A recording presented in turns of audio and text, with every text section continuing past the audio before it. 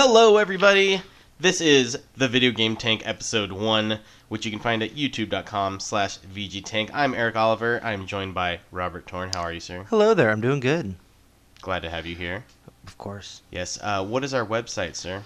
Our website is VGTank.com. Yes, it is. It's a work in progress. It's very bad. Do not go there. Don't go there. Don't do it. Don't do it. Don't do it. Robert, what is today's topic? Well, today's topic is Nintendo's new system, the Nintendo Switch. I'm very excited for the Switch. I'm very excited as well. Right. So, as you are aware, Nintendo announced the Switch in March of 2015, like a year and a half ago. Feels like forever. And we finally got the reveal trailer just recently. It was like a 3-minute long trailer where they showed off the system and some of its core functionality. It was very exciting. But before we really get going on rumors and stuff that we think and where it's going to go, I just want to hear general thoughts before we kind of dig in. Robert, what were your general thoughts? My general thoughts on this system is it's the next Nintendo system I'm going to buy.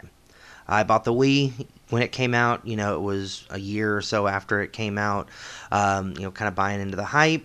The Wii U, it was all right, but not so much. But this one, it's a system that I'll actually buy. I mean, I didn't even get a 3DS. I bought your old one. So, it's like I'm not up on the Nintendo systems. I'm not up on any system, really. But this is the next system that I definitely want to buy.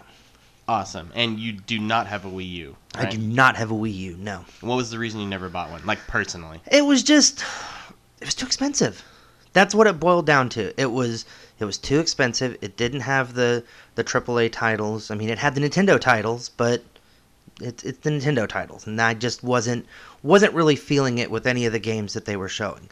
Zelda looked awesome, but then when I heard it was coming out on the new system, it's like, might as well wait. Let's see what it's going to do. Yeah, I totally get that. I mean, obviously the Wii U did not sell well. Right. I own it and I love it because It's a great system. Yeah. It really is. I'm a Nintendo fanboy. I'm going to buy every one of their consoles. I mean, I'm not the normal consumer because I know most people passed on the Wii U, and for legitimate reasons. I mean, it has some glaring flaws, price being one of them, third-party support being an issue. It's just I knew, for me, those core titles. You get Mario Kart, exactly, the new Mario game, Zelda, all those. Metroid. I mean, even Wind Waker made me almost buy it. When they had that special edition, I was so close to buying it, but I just couldn't pull the trigger. Yeah, absolutely. Great system, but I totally understand the reasons for not getting it. But you're saying the Switch you will buy. I will definitely buy the Switch, yeah. Yeah, absolutely. Zelda alone. Exactly. Right? Oh, yes, of course. Right, and obviously we haven't had a lot of things revealed yet, and we don't even know what's going to be coming necessarily. Right. But we just know from Zelda, which looks freaking sweet, that the system's going to be pretty cool. Yes, definitely. Awesome. Well, my general thoughts are similar. I mean, I was going to buy it no matter what it was, because, again, I just love Nintendo that much. But having said that, I really do think that they're getting back to something that will appeal to a bigger market. Definitely. Right, absolutely. So we watched the reveal trailer. You were over here kind of after it launched, and we kind of went through it frame by frame. We were talking about things. A lot of people online had started talking about things they had noticed and seen inside the trailer, and we started picking it apart and started noticing some things that we hadn't heard anyone else talking about. Exactly. Right. No one else had mentioned these things. And that's what sort of started us saying that for our very first episode here of the Video Game Tank, that we wanted to talk about Switch because there's some things that we noticed in there that no one else has talked about, and we want to talk about those things. Definitely. So, and in watching the reveal trailer, we noticed 3 things that we hadn't noticed anyone else online talking about. Exactly. Right. Those 3 things were that the Joy-Con controllers and how they connect to that Joy-Con dock. I don't know what they're calling that. Right, officially. yeah. Also, in the scene where they're playing Mario Kart in the car, there seemed to be a mount for the system. And it seems too perfect for it not to be a peripheral. Agreed. Is very cool. And then lastly, and probably most importantly, we noticed a new attachment that no one else has seemed to have noticed on the Joy-Con controllers. So let's go through those in order. The first one, as we said, were those Joy-Con controllers that connect to that Joy-Con dock item. So you want to talk about that? Yeah. I mean, we were looking at it, and we noticed that it appears that middle piece, of course, is going to be a battery of some kind. It's going to have to charge the Joy-Cons while you're on the move, because there's no real spots that look like they're going to plug in anywhere else. So that has to be a battery pack, number one. Number two, the LED lights that are on the side of there. Why are there so many? And looking at it as well, we noticed that on the Joy-Con controllers, it looks like the light is actually coming from the controller and feeds through the charging apparatus or whatever that thing is. Right. It looks like that's going to be where that LED comes from, and it's just optical piping or something to get it to display on the front of the controller. Right. We started freeze framing that trailer, and when we stopped at just the right moment when the person is taking the Joy-Con out of the dock, you could see that the 4 little lights were actually on the Joy-Con, the top of the Joy-Con controller, and you can just imagine that light is kind of illuminating off the Joy-Con controller and then illuminating into the base or the Joy-Con controller dock thing, and then shooting the light up that way. So that way it's inferring that the Joy-Con controllers are telling you which player they are or which system they're connected to through the controller itself. And additionally, you were talking about why are there so many lights on that controller? Because if you're playing with the Joy-Cons and you're connected and you're player 1, why would you need 2 sets of 4 lights, right? Exactly. I mean, I guess unless there was 8 players, but I find that highly unlikely with that that little screen. Yeah. I mean, that's the whole concept behind the individual Joy-Con controllers is for multiplayer. And why would you have so many of them playing mobile on that little bitty screen? Right, exactly. And so we came, I wouldn't say a conclusion. This is conjecture. We're not saying that this is right or anything, but it is possible that each one of those lights is referring to which console the controllers are a part of, because we noticed further on in the trailer when they're at the Splatoon thing, and there's like 4 different consoles, and they're all presumably connected because they're practicing their Splatoon tactics, right? And so if you had all these Joy-Cons and Pro controllers and all these different attachments and different things that are connected to your console, and there's so many of them and they could be disconnected from the system, how do you tell which system each one of those are connected to? Right, and it led us to think that maybe if the light on the light indicator, if it's in the first position, means that you're connected to the first system. Right. And that as you added systems, so a second system would connect to it, you'd see the second player lights light up, and the third and the fourth, and so on. And we aren't sure if that's right, but that's something that I haven't seen anybody talking about, and it would make sense because it wouldn't make sense for there to be 8 individual lights. Exactly. If it was just for one console. I mean, and we are just glossing over this. When we were watching the trailer, this was a good 30, 45-minute conversation. I mean, there's something up with having that many lights on that controller. I totally agree. I mean, we can't say, for sure that we're right, but definitely something going on there. Very interesting. Second thing we noticed, and this one I think is a little more obvious, and something I think we can say with a little more authority here, but is that the dock that the Switch screen was being inserted into in the car was definitely a custom-made thing. It wasn't just some extra apparatus. It wasn't slapped together. I mean, we noticed that there was a port for the game cartridge. Why would you have a port cut out for the game cartridge if you're only going to show one game and you're not going to show them changing that game while it's connected? Also, all the ports and the vents for the back. So you had the 2 cutout vents at the bottom for, what's obviously going to be, some sort of fan setup to cool the system. You've got that down there. Where the top kind of tapers up, where the controllers slide in, you notice that it tapers up just the exact same way. It fits too perfect for them to just use that as a one-time mold and be like, nope, we're done with it.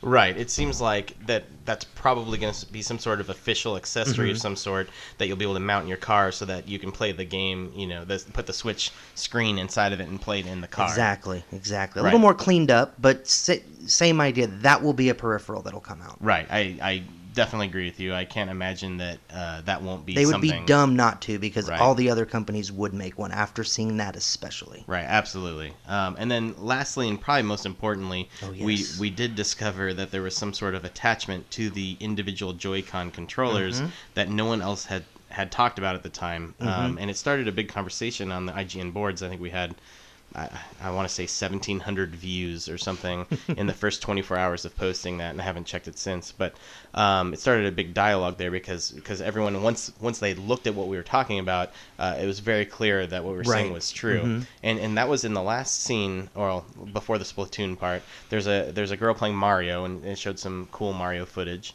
And she goes over to a rooftop with her friends, and she brings the console over, and she takes off the Joy-Con R and the Joy-Con L, the left and right Joy-Con controllers, and she hands one to her friend. And in the very next scene, it clicks away, and you see them, and they're holding the controller sideways, playing like a two-player with the Joy-Cons, and they all of a sudden have R and L buttons by their fingers. And I encourage you to go back to the trailer and bring this up and look at it yourself, because it's definitely visible. You can see the buttons. Yeah.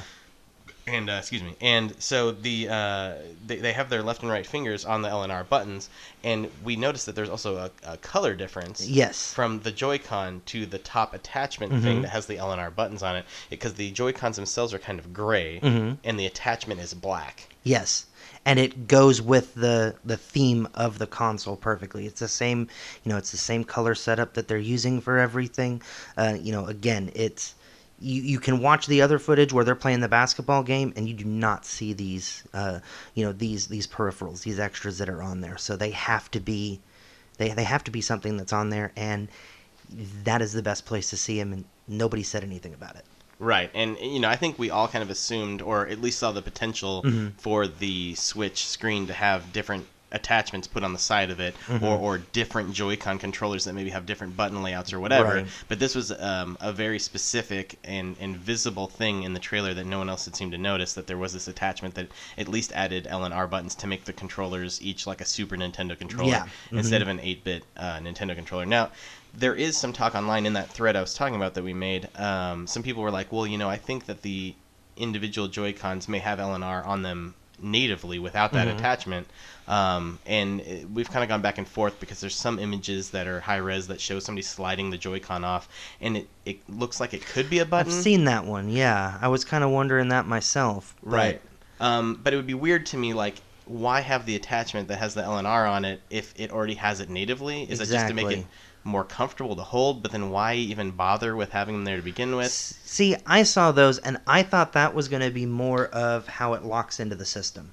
I mean, how it transfers the battery, the connectors that it has to have to power the individual Joy-Cons. So, yeah, I thought the same thing. I think what we were looking at was just that's the way that it connects to the side of the screen. I don't think it's a button by itself. I think it's literally just there to hold it in place. I think that's what it was for. So those are the three things we noticed that we hadn't heard a lot of people talking about. But since the reveal there's been a ton of things that have come out from several different people that are relatively in the know, or have connections inside the industry, or at Nintendo. And I want to go over some of those things, and we can talk about that. The first person is Laura Kate Dale, who's from Let's Play Videogames.com. She's on Twitter as well. You can check her out there. She's was spot on. Before the reveal trailer happened, she was dropping all this stuff about when it was going to come out, how long the trailer was going to be, what we were going to see inside that trailer, what the system was going to look like. She even said that she had the name, although she couldn't corroborate it with a second source, so she didn't say that beforehand. But because everything she said leading up to it ended up being correct, it would lead me to believe that most of the things that she said since then are also true. And I want to go over those, because there's several, but some of them are pretty interesting, and I want to get your thoughts on that. So the first one I thought, and this one's really interesting, is that Beyond Good and Evil, there's a sequel that is officially being made. They've been releasing, Ubisoft has released some images now that seem to indicate they are making it, and that is going to be a Switch exclusive. Oh, I was unaware of that. Right. And so I think if that's true, that'd be pretty huge, because there's a kind of a cult following for that game.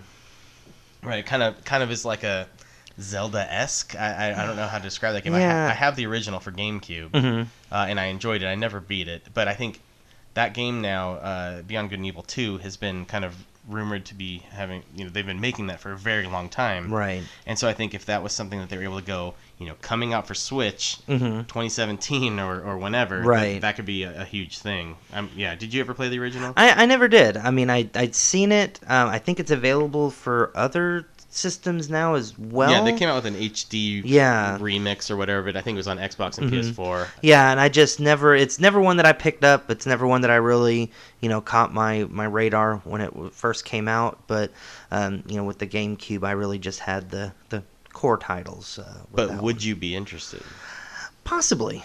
I mean, I have heard nothing but good things about the series, so it would be something I'd definitely check out. Absolutely, and I know a big concern in general of the Switch is like, is Nintendo going to get third-party support? Yeah, you see the big flyer that shows everybody that's got the support, but pretty sure they had something that big and flashy for the Wii U as well. Exactly, and it makes me very concerned. And when you're looking at the system from like a power standpoint, my personal opinion is that the Switch will probably not be quite as powerful as the Xbox One or the PS4.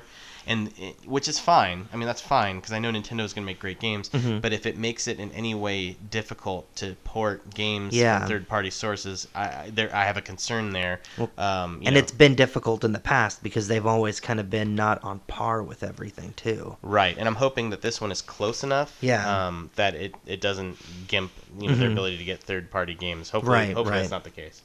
The next rumor from Laura Kate Dale is that the right Joy-Con controller on the bottom has IR pointer functionality. Right, and so like a Wiimote, if you took that controller, the right one, and you turned it upside down and you point it at your screen or the Switch screen, it would have pointer functionality the same as a Wiimote. Interesting. That's kind of interesting, especially at the portable aspect. Right. I mean, that just I don't see how that would really truly work in a portable kind of setup, because even if you had an attachment for the car, or you're on the plane like the guy playing Skyrim and you've got it sitting there on your little tray table, you're gonna hold it up. It's just gonna be like right at your chest trying to control something. I don't see that being very functional at home. Awesome. If you got a menu screen and you can use that to go around, awesome, that'll work perfectly. But in the portable aspect, I don't see it working very well. Well, let me riddle you this. Okay. This is not a rumor from anyone in particular, or at least maybe I've seen it around, but I'm not quoting any sources here. But there's talk, at least, that the Switch screen is a touch screen. So you wouldn't need the IR functionality when you're using it portable, because you could touch the screen where you want to point. That would make sense then. Right. But then when we're looking at the IR functionality, I have to turn it around to use the IR functionality, and then I've got to turn it back around, put it back in the charger, or turn this controller around to actually play the game that I want. That's true. I actually hadn't thought about that. Like, if you have the two Joy-Cons connected to that Joy-Con base or whatever you want to call it, would you turn the controller around? How does that work? I mean, if you have like the Pro controller, I guess is what it's going to be. That it would make sense to kind of have that, detach it, use it, whatever you need to do, and then play it, on the Pro controller. But if you just have the one, it seems like a lot of extra steps. That's interesting. Yeah, I'll be curious to see if Nintendo can explain that functionality, like, and why that's included, and what they're expecting the user to use it for. Right. Because maybe there's something we're not thinking of here, but I see those complications.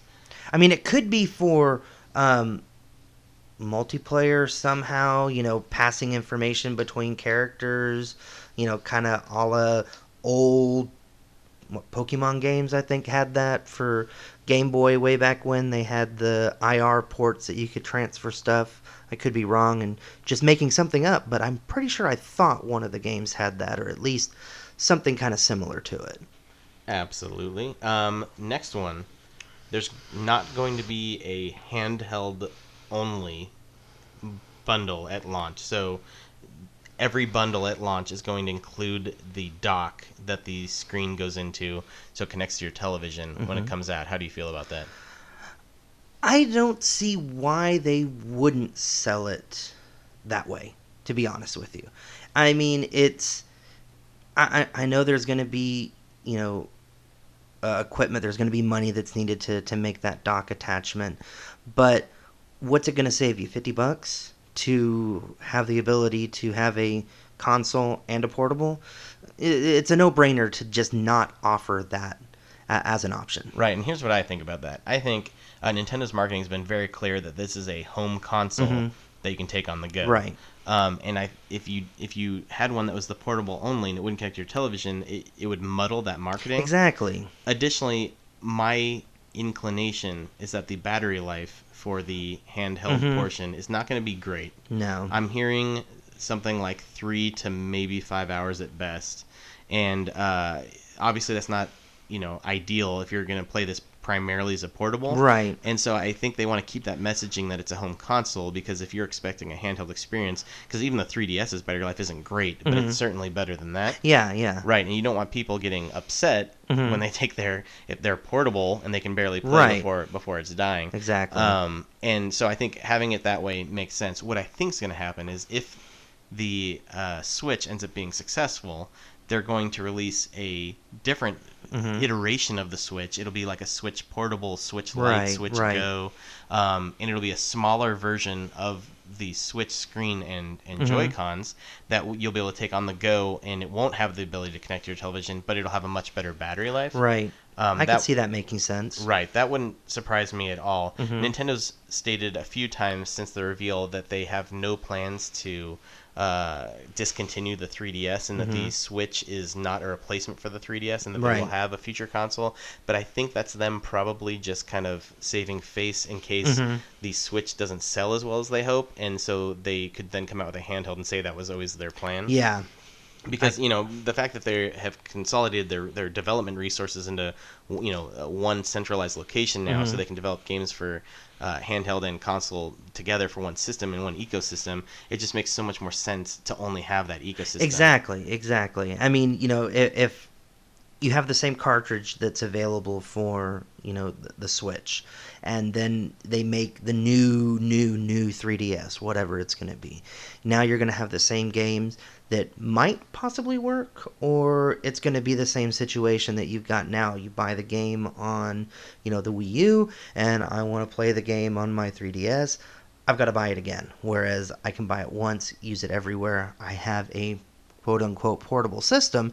It's not going to last as long as a true portable system. Yeah, but I'm excited about I can play the AAA titles wherever I want, essentially. Right, that's going to be awesome. I'm excited about that.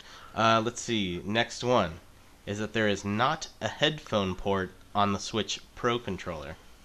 Not a port for headphones. And so I'm thinking about this. What it makes me think is that if that's true, that Nintendo expects the Pro controller to really only be used at home. Yeah. Because you would be theoretically having the system, display through your television, so you're going to hear it through that instead. The Switch screen has a headphone port, as seen in the reveal trailer. Yeah. But the Pro doesn't. So they don't expect you to take the screen on the go, set it up, and use a Pro controller. Right. I'm wondering if that means, does the Pro controller connect to the home dock and not the screen? Or could you take it on the go and you just wouldn't have volume? Or do they expect you, if you're on the go and you're going to use the Pro controller, you just plug in the headphones to the Switch screen? Or does it have Bluetooth compatibility? Also an option. I mean, something that could be used for the controllers as well. It would have to have something, I'm sure, additional to connect to Bluetooth headsets, but that seems to be kind of the wave that everybody's going to now. Yeah, absolutely. So that was kind of interesting. Next one, the Switch has how much onboard memory it will have, or system space, we don't know officially. I've been hearing some rumblings that it is 32 gigabytes, but that it will allow micro SD cards to expand that space, and it will support up to 128 gigabytes micro SD card. So then you'd have 160 gigs or so. So how do you feel about that much space? I mean, it's a little ridiculous to have that little in this day and age, honestly. I mean, flash memory is so inexpensive that, why not just go, balls out and just give us 500 gigs, a terabyte, something like that. 32 gigs seems too kiddie almost for a console. Right. I mean, granted, since they are going back to the carts, you can kind of put that same kind of technology in there and have, hundreds of gigabytes there on the cart and not actually have to install anything in the system. But at the same time, there's still going to be people that want to go digitally. There's going to be people that want to have huge backstock libraries that if they don't do on the Switch, they're shooting themselves in the foot. Right, I totally agree with that. As a matter of fact, if you hadn't said the point, I was going to make the point that if this is a cartridge-based system, then the space is less important. Right. I'm not saying it's not important, but less important, because if you have your games on on cartridges, you already have, it's not taking up system space. Exactly. Right, but there are those people that like digital now. I mean, that's obviously the future. I mean, maybe not on this system, maybe not on the next system, but eventually there will not be physical media. Yeah. And so that's the way we're kind of going, and I think the industry's been trying to train people to be okay with digital purchases. Yeah. And if that's kind of the goal here, how quickly will that space run out? Exactly. Because, there are games now that are 60 gigabytes, and how are you going to use up your entire system space just because of one game? That's kind of crazy. And there has to be some way, too, to update in this day and age as well. You don't really think of updates taking up that much space, but if you've got an entire library of stuff and you've only got 32 gigs, and you've got virtual console content or videos or anything else that they're doing, it's going to end up being a shell game. What can I get rid of so that I can do this update to play this game? I have to get rid of this, I have to get rid of that. So something else to think about. Maybe they could implement that on the cartridge. They give 10 gigabytes of space for future updates and give it some way to write to it. I mean, that's a possibility. Right, and there's been some general rumblings, not from anyone in particular, but that it's possible that the cartridges themselves could have some extra space on there that was writable. So, like, if there was a patch or an update to a game, it would download to the cartridge and not your system memory. I think that'd be pretty interesting. But if you have the space in the console and it does it that way, as long as the space is there. But exactly.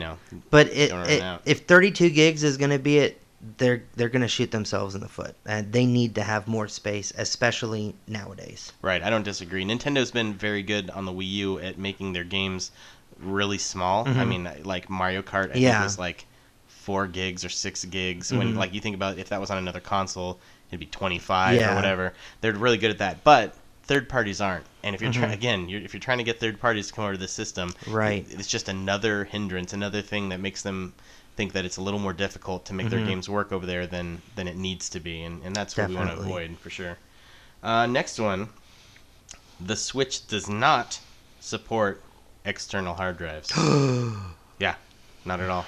I mean, again, it goes back to the storage thing. If you're going to not support something like that, you need to give us the storage up front then. Yep. Or have it where if we are going to use SD cards or some sort of memory, even if it's a proprietary memory card, give us the space. I mean, 128 gigs can get eaten up like that nowadays. Give us the ability for 256, give us the ability for 512, give us the ability for a terabyte. Something additional has to be done, because 32 gigs and even just going buying a standalone memory card it's not going to be enough if they want the system to be successful. Right, I agree with that. Playing devil's advocate a little bit though, I get it, because if you can take this thing on the go and you have a external hard drive hooked up, then how do you know what's on that, what's on your system space? And so if you unplug it, are you getting different games, because some of your games are on the external? And I can see that that's confusing, and for the average user, they want this to be accessible, they want it to be usable. They don't want people struggling to know what is on their system or what can they play on the go. So I get it, but I completely agree that the space thing could be an issue. I mean, could be an issue. But at the same time, you could make an easy UI that you plug a hard drive into your docking station, and you put the game on there.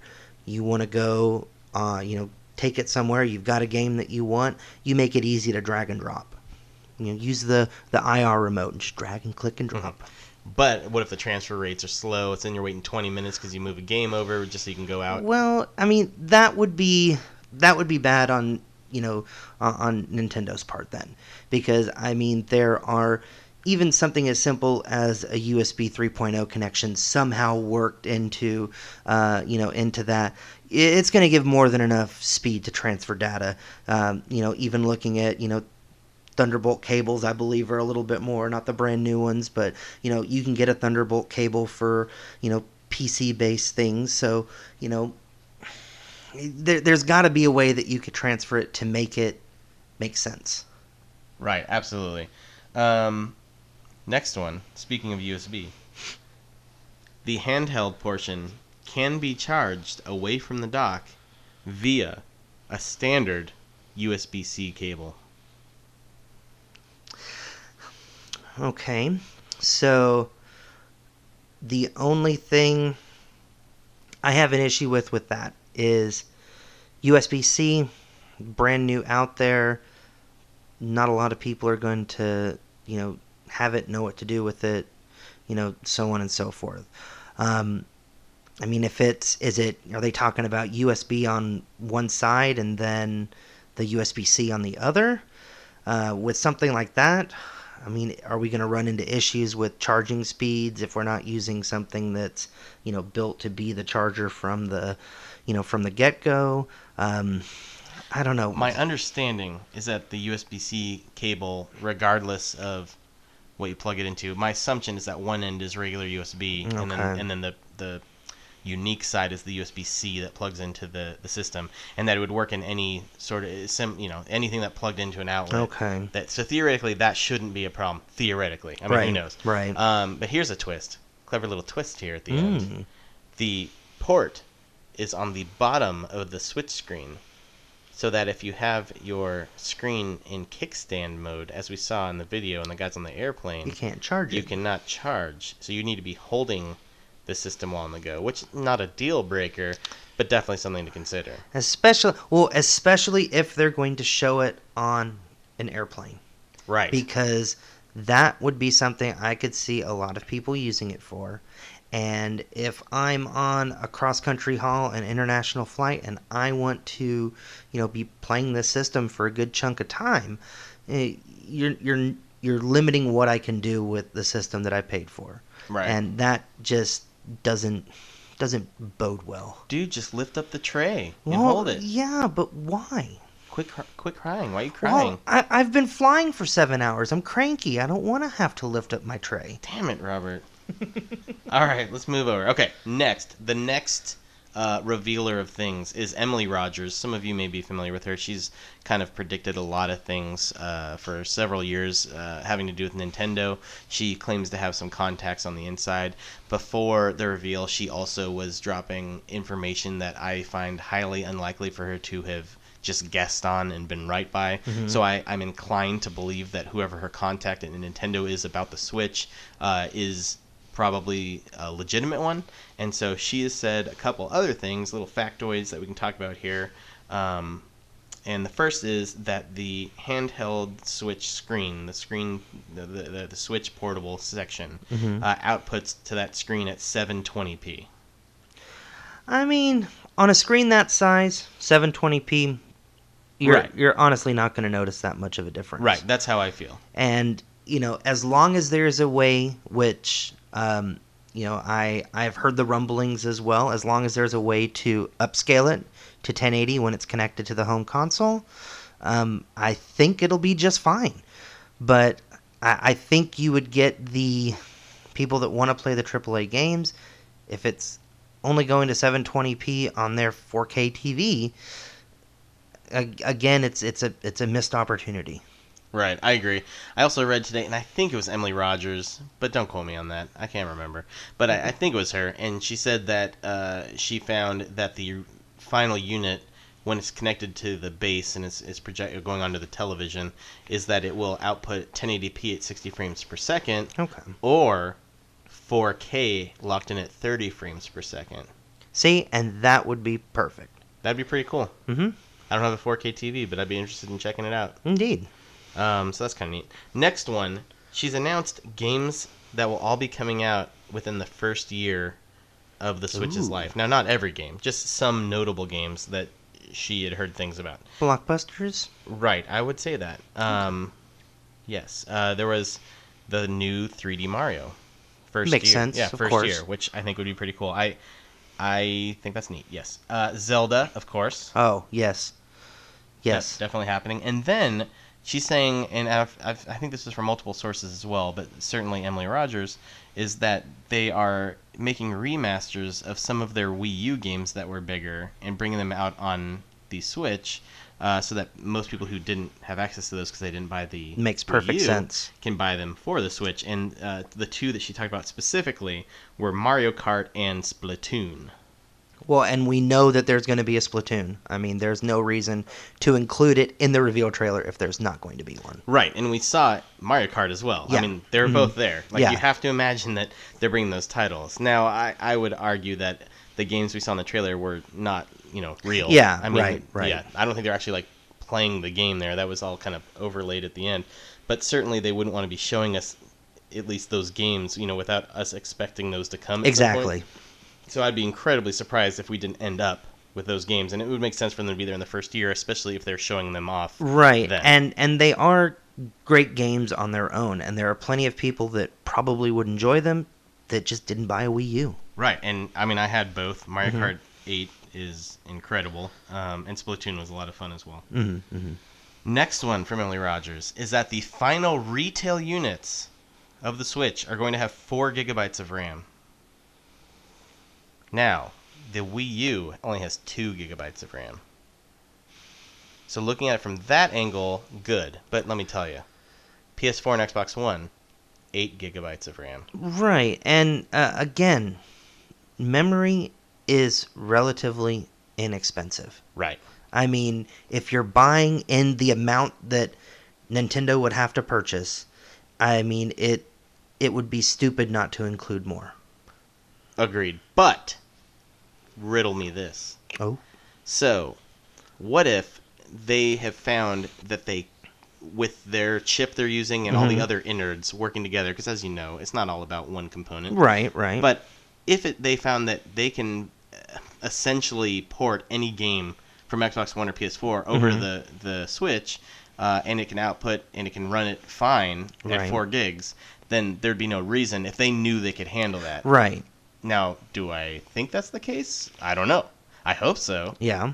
But there's still a lot of unknowns. Exactly. Right, that'd be really cool. So I guess I'm going to give them the benefit of the doubt. I mean, obviously 4 gigabytes is better than the 2 that the Wii U had, but I think until we get to see some real games and what's actually able to be ported and what they look like and how they run. More importantly, third-party games, because Nintendo's going to be making it. Of course, they're going to, they're going to be able to make it look good because it's theirs. Right. But a third-party one, not really working with the system, day in and day out, they're going to have people that specialize, of course, just like for every system. But, they're not going to know all the nuances that Nintendo's going to know for their games. Right. Nintendo's games are going to be great. Yeah. I mean, I don't care what the system is. Right. Nintendo games will be good. It's just, will we get the other games that that the other platforms tend to get? And that was sorely lacking from the Wii U, for sure. Those were all of Emily Rogers' things. Now, this next thing I want to talk about real quick is from the new Nintendo president who replaced Satoru Iwata after his passing last year. That is Tatsumi Kimishima. He gave an interview, and I don't remember with who he's doing the interview. It might have been Bloomberg.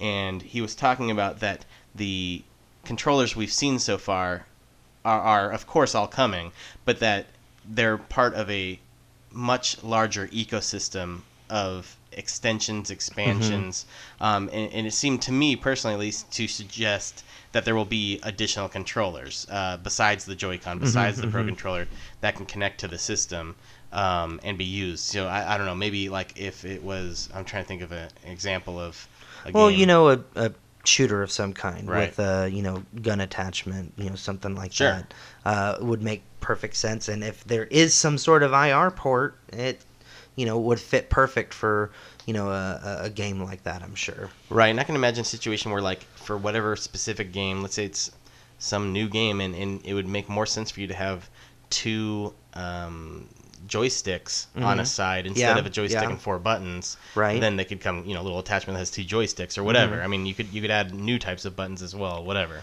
So that was kind of interesting. Yeah. Kind of thought that was cool. So let's see here. The next thing, a few days after the Switch reveal trailer, Nintendo came out and said that we will get the full reveal. Full reveal of the system is on January 12th. So let's talk about the good stuff first. They said on January 12th, we're going to get the full reveal of the system, launch lineup, all the games in development for the system. Okay. It's going to be a huge blowout. It's going to be streamed live. The press has been invited already. So they're going to be, there's almost going to be like a traditional E3 press conference, which they haven't done in a long time. Right. And then they've also said that immediately afterwards, or maybe the next day and several days after that, that both the press as well as the public are going to be able to play the Nintendo Switch around the world. Interesting. Back in January, before the system comes out in March. Right. And that's pretty exciting. I like that a lot. Mm-hmm. The bad, It could be something similar like we went to with the GameCube, where they just kind of set up pop-up shops, and they bring the systems out. We played the E3 version of Wind Waker for the GameCube months and months before it came out, because they just had this little pop-up and we happened to drive by and see it. So it would make perfect sense to do something like that again. It would. Additionally, when the Wii U was coming out, they came to Austin and they invited some of their Nintendo club member people. Club Nintendo, that's what I'm trying to say. They invited some of the Club Nintendo people, and like I said, me being the Nintendo consumer whore I am, of course, I was invited, and that was very cool as well. So let's talk about the bad thing.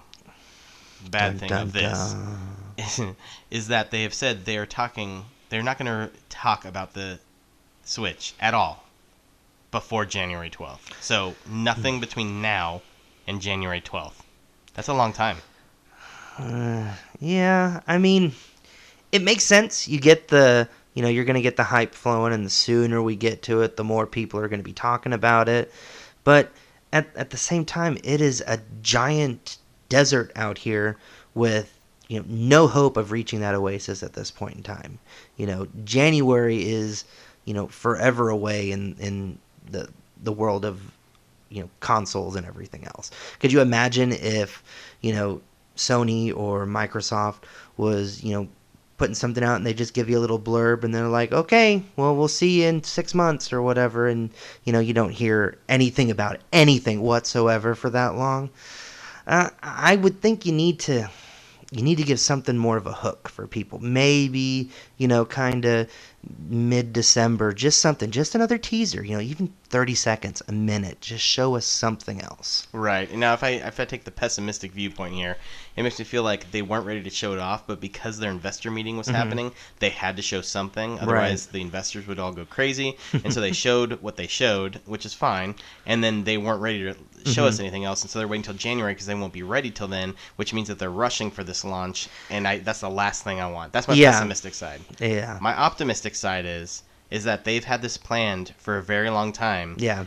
And everything is going exactly according to plan, and they just don't want to deal with the other holiday titles, other holiday system launches, and everything else going on during that time, and they want to wait till just after Christmas, and then what they're going to show us is so freaking unbelievable. Right. With the launch lineup and whatever titles they show us and the final specifications or whatever of the system, that everyone is literally, that's all they talk about. Like they're like, oh my god, I have to buy this. I'm going to save my Christmas money. I'm going to save up because I have enough time. I have 2 months or whatever to save up for this thing, and it's going to be amazing. Right, that's what I'm hoping. And if a company can do it, it would be Nintendo. I agree. It's been a while, but I mean, they have it in them. Exactly. It'd be amazing. I hope it happens. All right, so the next thing I want to talk about are kind of our expectations, what we think's coming or what's going to happen here. So in general, how much do you think this thing is going to cost based on what we know? I know we don't know everything yet. What do you think the price is going to be? Well, I think that of course it cannot be more than Xbox One and PS4. It just can't be. It will not survive if it costs more than those systems. Yeah. I mean, it would make sense to be, $249, $299. I think is just really pushing it. Anything above that, it's DOA, except for the hardcore fans. Yeah, I agree. We don't know exactly what's under the hood yet, but I think regardless of what's under the hood, whether it's stronger than a PS4 or an Xbox One, or if it's weaker, whatever, I don't think you can charge more than one of the other consoles, because that's what people are going to compare it to. Exactly. And the thing is, people know Nintendo's track record with the last really 4 consoles. I mean, the GameCube, it was great. It didn't do that well. The Wii U, it was great. It was innovative. It didn't do that well. Well, the Wii U, it had some cool function, but again, it just didn't do well. So you can't be, going out the gate up and above everybody and try to win the people back that have walked away so long ago.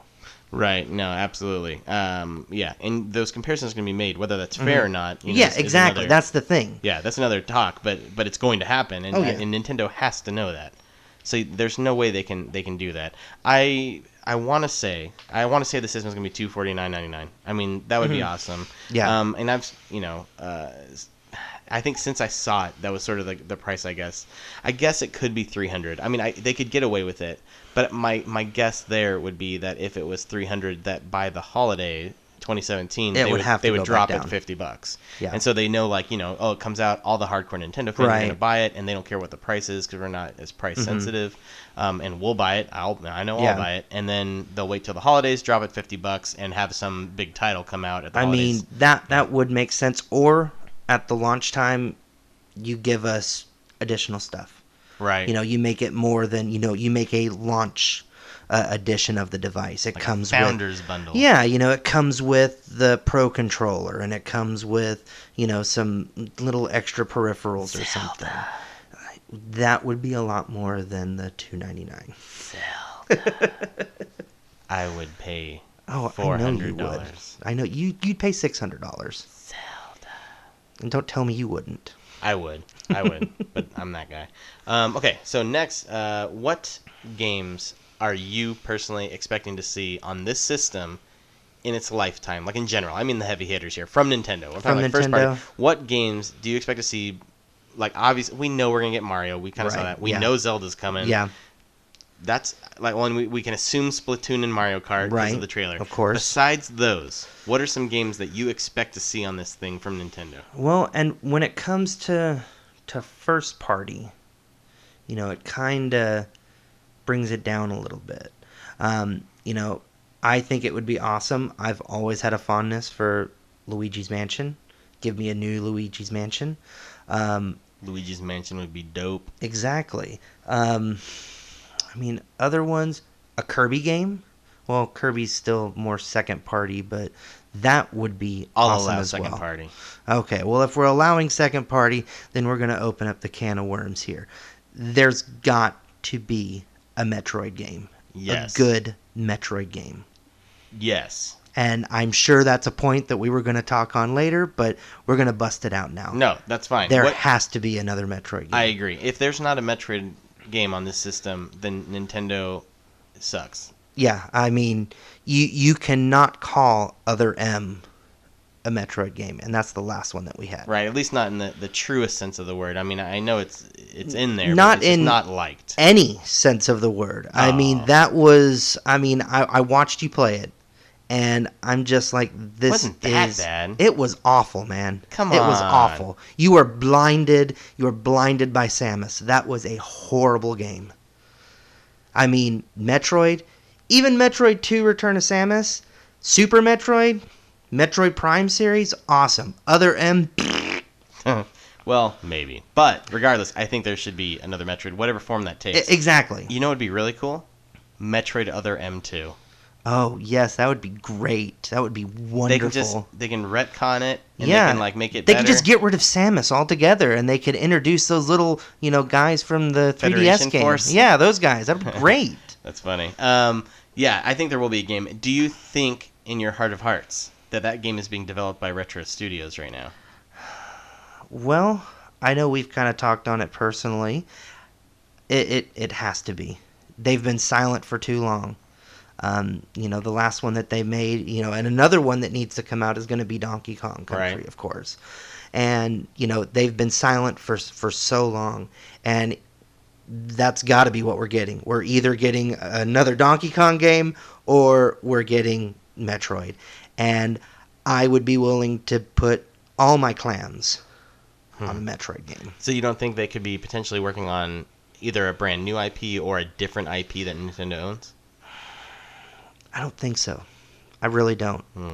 Because Nintendo seems like one of those companies that they're going to hold everything to the chest, and using Other M as an example, they're not going to let anybody else touch that Metroid series. Because Prime was amazing. Yeah, I think you're probably right. That wouldn't surprise me if you were right. Mm-hmm. I try to envision a scenario though where maybe they're making a new game or a different IP, working with a different IP, and that they've given the game out to someone else. There's no way they'd give it to Team Ninja. Was it? Did they right. make it? Yeah. Team Ninja. There's no way they'll hand it off to them again. That won't happen. But I could see them being crazy and giving it off to a different team. And I'm not saying that would necessarily be bad. I mean, we don't know. We'd have to see what that was. Yeah. I agree though that if they want a guaranteed big game that's going to make those hardcore Nintendo fans excited, it's a retro produced Metroid title. Exactly. And it doesn't even have to be Metroid Prime. Yeah. It could actually take a different mold. It could be a 2D side scroller, but if it's made by Retro, I'd be really excited. Yeah. I mean, the 2D ones on the Game Boy Advance, both of them were excellent. Right. And I mean, it was, kind of a little rehash of the storyline and everything, but it knocked it out of the park. Yeah, it was awesome. Additional titles, I would not be surprised at all if we had another Pikmin. That wouldn't surprise me. And then, they started the Captain Toad game on Wii U, and I thought that was a really clever title. It's definitely like a B tier game. Don't get me wrong, like it's not AAA or anything, but it is a fun game, and it's a different kind of game than anything else they have, and it fills kind of a niche that I think was kind of lacking in their portfolio before. And I wouldn't be surprised if they came out with another title in the same vein. I had a lot of fun with that, and I think they could do a lot more with it. But when I say that, I guess maybe they make do they do a remaster and just add some levels, or do they make a sequel and maybe include the first game with it when you buy it? That'd be kind of cool. I doubt too many people, generally played that game. Yeah. And man, it was a lot of fun. And then, I don't know, what do you think, like a Pilot Wings or a Wave Race? Pilot Wings could be very cool. A Wave Race would be awesome. Awesome? That's awesome. Cool. Awesome sauce. Yeah, I mean, it would be great. I can imagine that, especially, since they're going to play off the portable aspect, you could definitely see Pokemon getting ported to it as a game at some point. There's got to be a Pokemon. Yeah. What else? A traditional Pokemon that can be on your television is something that people have wanted for 20 years. Exactly. I mean, however long this game's been out. I mean, it was kind of after our time, but yeah, it's one of those that it would make sense to do it. Right. I mean, we can recognize the fact that game would be huge. Yes. And that would be, huge. People would flip out over that game. Yes, definitely. It would bring people to the system. Yeah, agree. I mean, you would get sales of the console just from that game. Absolutely. So, to round us out here, last topic, do you, in your heart of hearts, think that the Switch will be a success? I do. Okay. Only because, at least at launch, you're going to have the fanboys. It's myself included. It's opening it up to a wider market because you're also going to get the console fanboys. Right.